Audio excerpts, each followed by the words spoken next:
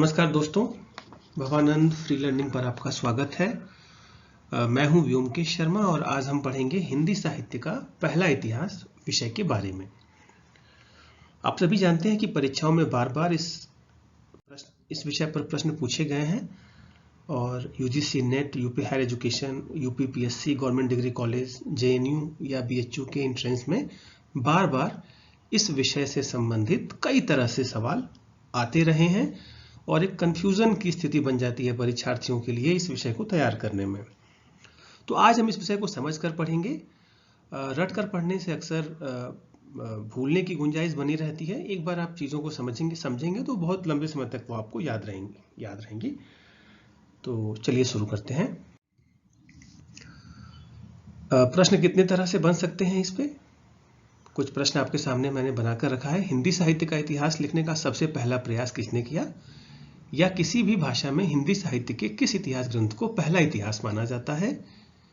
या हिंदी साहित्य का प्रथम इतिहास किस भाषा में लिखा गया?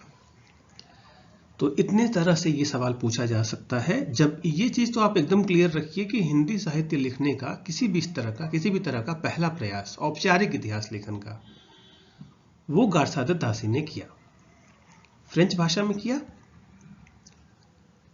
ये देखिए, फ्रेंच भाषा में, और अंग्रेजी वर्णक्रम के अनुसार इन्होंने अपना इतिहास लिखा। इनके इतिहास ग्रंथ का नाम है इस्तवार द ला लिटरेचर एंड हिंदुस्तानी। तो हिंदी साहित्य का इतिहास सबसे पहला प्रयास गारसादे तासी। किसी भी भाषा में पहला प्रयास गारसादे तासी। किस भाषा में? फ्रेंच में। किस भाषा में हिंदी साहित्य का इतिहास पहली बार लिखा गया? फ्रेंच में। ठीक है, सबसे पहली बार किसने लिखा? तासी ने लिखा। तासी को प्रथम इतिहासकार किसने माना है? डॉक्टर नलिन विलोचन शर्मा ने।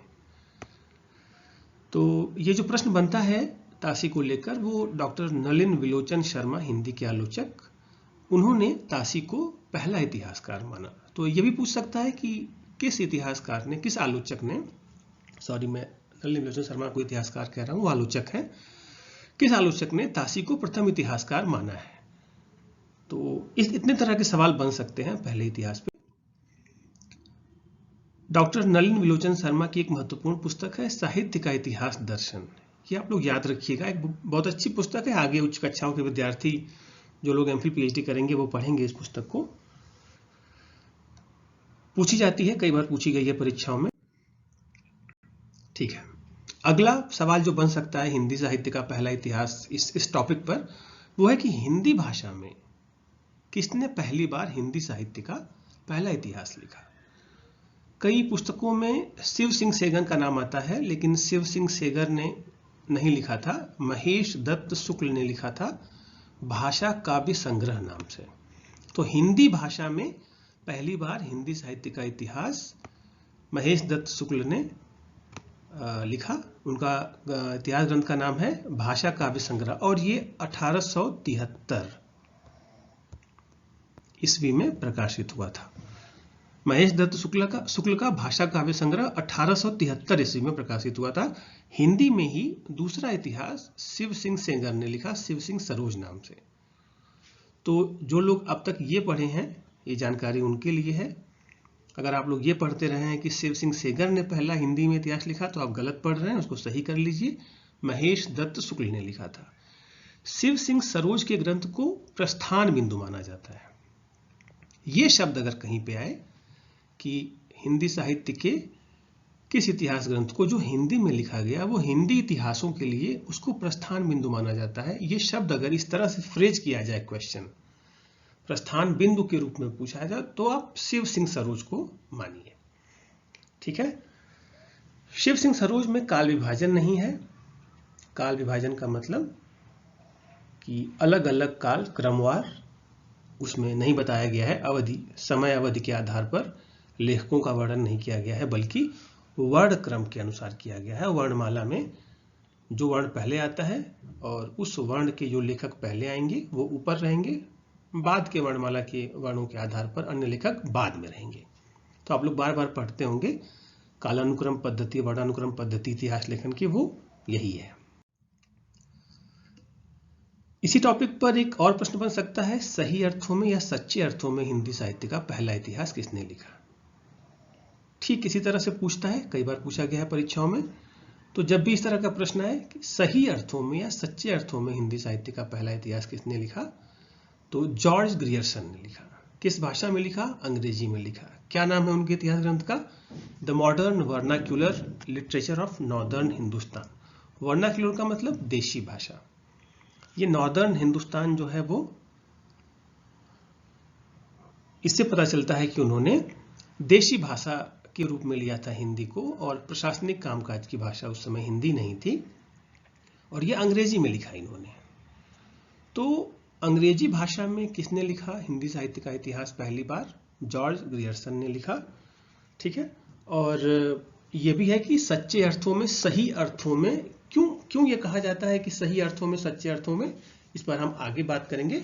आप फिलहाल ये याद रखिए कि जब भी ये शब्द आए, सही अर्थों में, सच्चे अर्थों में हिंदी साहित्य का प्रथम इतिहास, तो George Grierson, the modern vernacular of northern Hindustan. और अगर आए कि हिंदी साहित्य का प्रथम इतिहास किसने लिखा, तो गारसा द तासी, वो फ्रेंच में है। सिर्फ इन शब्दों का खेल है, ये शब्द आते ही उत्तर बदल जाएगा, जॉर्ज ग्रियर्सन हो जाएगा। और हिंदी साहित्य का प्रथम इतिहास आते ही वो आप गारसा द तासी को मान लेंगे। ठीक है, तो ये चीज मैं पहले पढ़ा चुका हूं पहले वीडियो में कि ये जो the modern vernacular literature of northern Hindustan है, ये ग्रियर्सन ने एशियाटिक सोसाइटी ऑफ बंगाल की पत्रिका एक निकलती थी, उसका एक विशेषांक प्रकाशित हुआ था, उसके लिए लिखा था। 1888 ईस्वी में वो विशेषांक प्रकाशित हुआ था। तो यह भी कई बार पूछा जाता है कि किस रूप में प्रकाशित हुआ था ये, तो आप लोग याद रखिए। ग्रियर्सन की इस पुस्तक को आगे चलकर अनुवाद किया गया, डॉक्टर किशोरी लाल गुप्त ने अनुवाद किया था। हिंदी साहित्य का प्रथम इतिहास नाम से ही किया था। उससे भी आप कंफ्यूजन मत रखिएगा कि हिंदी साहित्य का प्रथम इतिहास अगर पूछा जाए किसने लिखा, तासी ने। प्रथम हिंदी साहित्य का प्रथम इतिहास नाम से ग्रियर्सन की पुस्तक का अनुवाद किसने किया, तो डॉक्टर किशोरीलाल गुप्त ने किया। ऐसे ग्रियर्सन के इतिहास को सच्चे अर्थों में या सही अर्थों में हिंदी साहित्य का पहला इतिहास मानने के पीछे का कारण क्या है? तो कारण यही है कि इन्होंने कालक्रम और नामकरण का प्रयास किया पहली बार। तो यह भी पूछा जाता है कि किस इतिहासकार ने पहली बार हिंदी साहित्य का इतिहास लिखते समय कालक्रम और नामकरण करने का प्रयास किया। जब भी इस तरह का प्रश्न आए तो उसका उत्तर जॉर्ज ग्रियर्सन होगा। इन्होंने अपने इतिहास ग्रंथ को कुल 11 कालखंडों में बांटा है और जॉर्ज ग्रियर्सन ने अपने इतिहास में सिर्फ हिंदी भाषा के कवियों को शामिल किया है। ठीक है, वर्नाक्यूलर की बात किया था मैं पीछे, ये वही है। सबसे महत्वपूर्ण एक और तथ्य है कि जॉर्ज ग्रियर्सन ने गौतम बुद्ध के बाद गोस्वामी तुलसीदास को दूसरा सबसे बड़ा अवतार माना और भक्ति काल को स्वर्ण युग कहा। इस पर बात हो चुकी है पीछे। सबसे पहले हिंदी भाषा का क्षेत्र निर्धारण की कहां कहां हिंदी बोली जाती है, किन किन क्षेत्रों में हिंदी साहित्य है, उस आधार पर इन्होंने हिंदी के साहित्य को संस्कृत, प्राकृत और उर्दू के साहित्य से अलग करके देखा, अलग करके पढ़ा और उस पर इतिहास ग्रंथ लिखा। ये मैंने आपको पहले बताया। डॉक्टर किशोरीलाल गुप्त ने the modern vernacular literature of northern Hindustan को सही अर्थों में हिंदी साहित्य का प्रथम इतिहास कहा था और 1957 ईस्वी में हिंदी साहित्य का प्रथम इतिहास नाम से उन्होंने जॉर्ज ग्रियर्सन के इतिहास ग्रंथ का हिंदी में अनुवाद किया था। चलिए, सबसे महत्वपूर्ण इतिहासकार आचार्य रामचंद्र शुक्ल 1929 में प्रकाशित हुआ था। इस पर हम विस्तार से पढ़ चुके हैं दूसरे वीडियो में। हिंदी साहित्य का प्रथम वैज्ञानिक इतिहास, अगर प्रश्न आए किसने लिखा था तो उसका उत्तर निर्विवाद रूप से आचार्य रामचंद्र शुक्ल का हिंदी साहित्य का इतिहास होगा।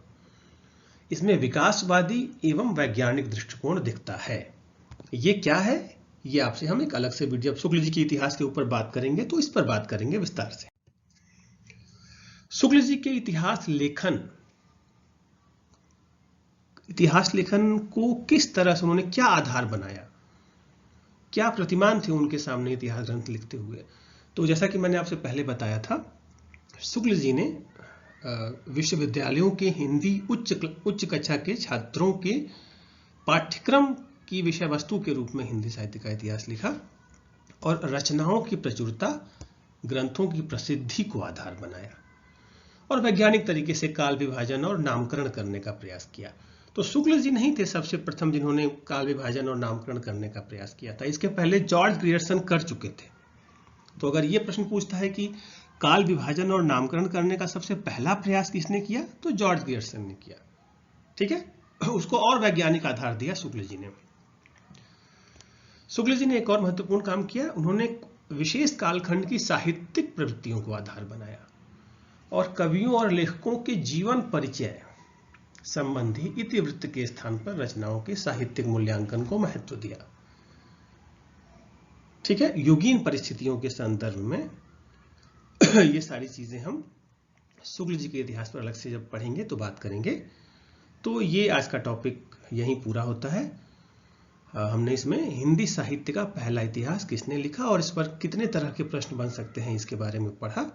आपको ये वीडियो कैसा लगा आप कमेंट बॉक्स में जरूर बताइए और चैनल को सब्सक्राइब करिए ताकि आपको अगले वीडियो जो मैं बनाऊं वो आपको समय पर मिल सके। धन्यवाद।